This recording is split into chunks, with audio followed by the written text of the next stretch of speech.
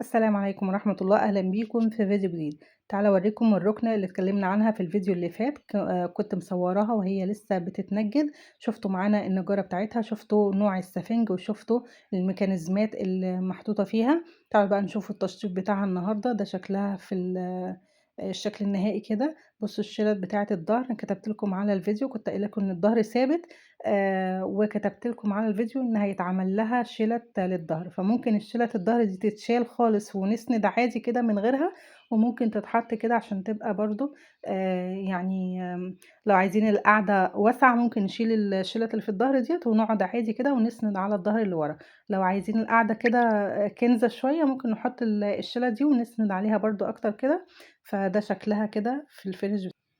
السرير دوّة بقى درج كده بيتفتح وبعدين الميكانيزم بيتفتح بيبقى سرير بسِوَى القاعدة بتاعة الرُكنة ديّة. وكمان السحّارة اللي في الناحية التانية اللي أو في الجنب التاني بتتفتح للتخزين بقى أو لأي حاجة كده. طبعًا الكوشنات هنا عددها كبير لكن بس حاطين كده زينة كام واحدة، وباقي الكوشنات محطوطة في السحّارة هناك. القعدة بتاعتنا قعدة ثابتة زي ما أنتم شايفين. الموبيليات اللي محطوطة ديّة زي ما أنتم شايفين كده للديكور، في مكان الكوبايات، حامل الكوبايات يعني. كمان في المسند بتاع الراس بيتعمل بتَكّات زي ما قُلت لكم المرّة اللي فاتت. إذا عجبكم الفيديو اعملوا لايك واشتركوا، ولو عندكم أي استفسار اكتبوا لنا تحت في التعليقات أو ابعتوا لنا على رقم الواتساب اللي بنسيبه في الوصف دايمًا.